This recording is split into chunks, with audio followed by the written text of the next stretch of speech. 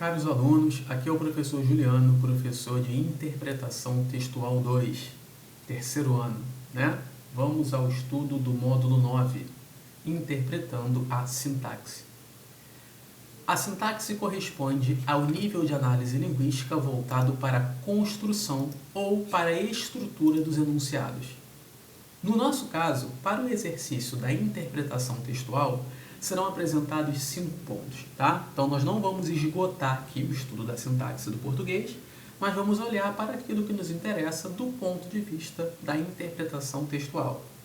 Importante lembrar que é necessário que vocês acompanhem esse módulo 9 na apostila e façam os exercícios. Essa aula gravada é somente uma síntese, um resumo do material que vocês encontrarão lá. Importante lembrar também que os exemplos mostrados nessa aula não necessariamente são os exemplos da apostila. Tudo bem? Vamos lá. Primeiro caso sintático que nos interessa é o caso do uso do pronome do caso reto em função oblíqua. Para isso, temos um texto literário, temos um poema de Oswald de Andrade, poeta modernista, poema chamado Senhor Feudal. Se Pedro II vier aqui com história, eu boto ele na cadeia, tá? Então, olha aí. O que nos interessa do ponto de vista sintático é o uso do pronome do caso reto em função oblíqua. Reparem só, eu boto ele. Ele, terceira pessoa do singular do caso reto, como objeto do verbo botar. Quem bota, bota algo em algum lugar, né? Eu boto ele. Para a norma padrão, para a regra gramatical, deveria ser usado aqui um pronome do caso oblíquo. Eu o boto na cadeia, tá? Mas esse uso de pronome do caso reto em função oblíqua, em posição de objeto, é muito mais frequente no português do Brasil do que aquilo que a gramática prescreve. Tudo bem? Então, aqui, sintaticamente, há uma preferência pelo uso do pronome do caso reto no lugar do pronome do caso oblíquo. Tudo bem? Bom, segundo caso é o uso de pronome oblíquo em início de oração. Mais uma vez, eu trago um poema de Oswald de Andrade. Um pequeno parêntese aqui, não à toa, tá, meus caros? É porque Oswald de Andrade, poeta modernista, e o modernismo foi um período literário que procurou evocar nos textos a linguagem do cotidiano, a linguagem do falante de português, a linguagem do dia a dia. Então, essas questões que talvez sejam desvios da norma gramatical, nada mais são do que a realidade da manifestação do uso da variedade do português do Brasil da época e dos dias de hoje. Tudo bem? Vamos ao famoso poema Pronominais. Dê-me um cigarro, diz a gramática, do professor e do aluno e do mulato sabido. Mas o bom negro e o bom branco da nação brasileira dizem todos os dias, deixa disso, camarada, me dá um cigarro. Bom, nesse poema nós temos aí, né, o que a gramática prescreve, o que a gramática manda e aquilo que acontece todos os dias, tá? Enquanto a gramática trabalha com uma construção de ênclise, colocação pronominal depois do verbo, ó, dê-me um cigarro, o português do dia a dia trabalha com a posição proclítica, trabalha com a próclise, a colocação do pronome antes do verbo, me dá um cigarro, tá? Há algumas razões para isso, isso não é gratuito, e uma delas gira em torno da questão da pronúncia, da tonicidade desse pronome, né? O que para Portugal é um pronome átono, fraco, para nós do Brasil é um pronome tônico, tanto que a pronúncia é com i, me dá um cigarro, certo? Terceiro caso, o uso da vírgula em subordinadas adjetivas. Vamos aos exemplos, porque talvez o nome do fenômeno assuste, né? Letra A. Os alunos que chegaram atrasados foram impedidos de subir. Letra B. Os alunos que chegaram atrasados foram impedidos de subir. No primeiro momento, numa primeira leitura, parece, né, pode parecer que eu estou dizendo a mesma coisa, tanto na letra A quanto na letra B. Mas, sintaticamente falando, há uma diferença de construção. Há um trecho do período isolado por vírgulas na letra B, o que não acontece na letra A. E, mais uma vez, isso não é à toa, isso não é gratuito. Há um sentido para isso. Essas construções diferentes, já que estamos falando de construções, nos leva a interpretações diferentes, tá? Vamos lá. Os alunos que chegaram atrasados foram impedidos de subir. Percebam que eu destaquei para vocês os alunos que chegaram atrasados como sujeito dessa construção. Quem foi impedido de subir? Os alunos que chegaram atrasados. Logo, somente alguns alunos. Somente aqueles que chegaram atrasados. Diferente da letra B. Os alunos que chegaram atrasados foram impedidos de subir.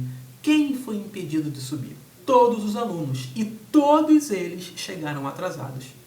Né? Vejam que essa colocação da vírgula na letra B nos faz crer, nos faz entender que é uma informação para todos, uma informação referente ao todo o grupo.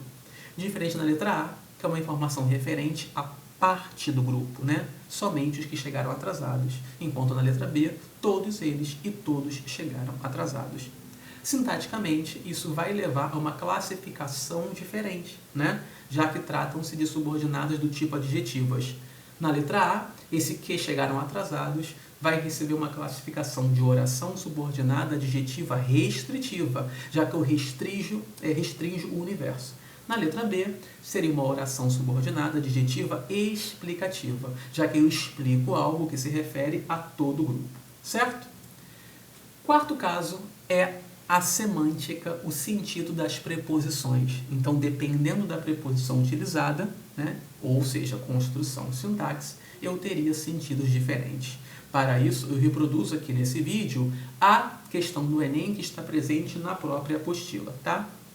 Vamos lá. Crônica de Marina Colasanti. A crônica muitas vezes constitui um espaço para reflexão sobre aspectos da sociedade em que vivemos. Abre aspas. Eu, na rua, com pressa, e o menino segurou no meu braço, falou qualquer coisa que não entendi. Fui logo dizendo que não tinha, certa de que ele estava pedindo dinheiro. Não estava, queria saber a hora. Talvez não fosse um menino de família, mas também não era um menino de rua. É assim que a gente divide. Menino de família é aquele bem vestido, com tênis da moda e camiseta de marca, que usa relógio e a mãe dá outro se o dele for roubado por um menino de rua. Menino de rua é aquele que, quando a gente passa perto, segura a bolsa com força, porque pensa que ele é pivete, trombadinha, ladrão. Na verdade, não existem meninos de rua, existem meninos na rua. E toda vez que o menino está na rua, é porque alguém o botou lá. Os meninos não vão sozinhos aos lugares. Assim como são postos no mundo durante muitos anos, também são postos onde quer que estejam. Resta ver quem os põe na rua e por quê. Comando da questão. Em terceiro parágrafo, abre aspas, não existem meninos de rua, existem meninos na rua. A troca da preposição de pela preposição na em mais a determina que a relação de sentido entre menino e rua seja, né, e as alternativas vão trazer as questões de localização, qualidade, origem e posse. Gente, meninos de rua, meninos na rua. Fica claro para a gente que a construção com a preposição de caracteriza os meninos, né? São meninos desse tipo, são meninos dessa classe, são meninos desse local. Meninos na rua, com a preposição em, não necessariamente vai nos levar a entender que são meninos desse tipo, mas meninos que estão naquele local. Não que seriam daquele local, mas estão naquele local, né? É uma diferença entre ser e estar. Algo que é mais fixo e algo que é menos fixo. Tá? Ser algo ou estar, né? Permanente ou transitório. E aí, a troca de sentido, a relação de sentido na troca de meninos de rua para meninos na rua, determina que a relação entre menino e rua seja de quê? De localização e não de qualidade, né? Meninos na rua são meninos que estão na rua. E não são meninos do tipo morador de rua, daquele tipo, daquele grupo, tá? Ou seja, a letra A de localização e não de qualidade. Quinto e último caso é uma distinção entre frase, oração e período. O que nós entendemos como frase? Qualquer construção com significado que comunique algo. Exemplo, Rio de Janeiro, 26 de março de 2020. O que seria uma oração, então? É uma frase, é uma construção verbal que vai girar em torno de um verbo, não é? Os alunos estão conectados às salas de aula virtuais, ou seja, estão conectados. Né? Eu tenho aí o verbo estar. E o que seria um período, então? É uma construção composta por uma ou mais orações. E aí eu teria a diferença entre o período simples e o período composto. Quando eu trabalho com a questão do período composto, eu posso separá-las em coordenadas e subordinadas, né? Numa relação de dependência ou independência sintática. Exemplo, os professores prepararam as aulas para postagem no YouTube.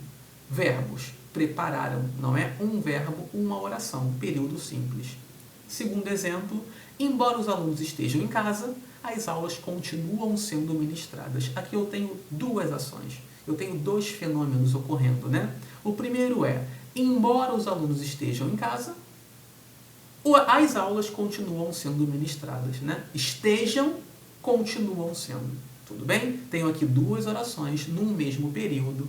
Vale lembrar que o período começa sempre numa letra maiúscula e vai até um ponto final, tá? Então aqui eu tenho um período com uma oração e aqui eu tenho um período com duas orações. Tudo bem? Período simples, período composto. Nesse caso, nosso período composto é um período composto por subordinação adverbial. Mas isso aí a gente vai trabalhar num outro momento. Certo? Bom, gente, é isso. Espero ter ajudado.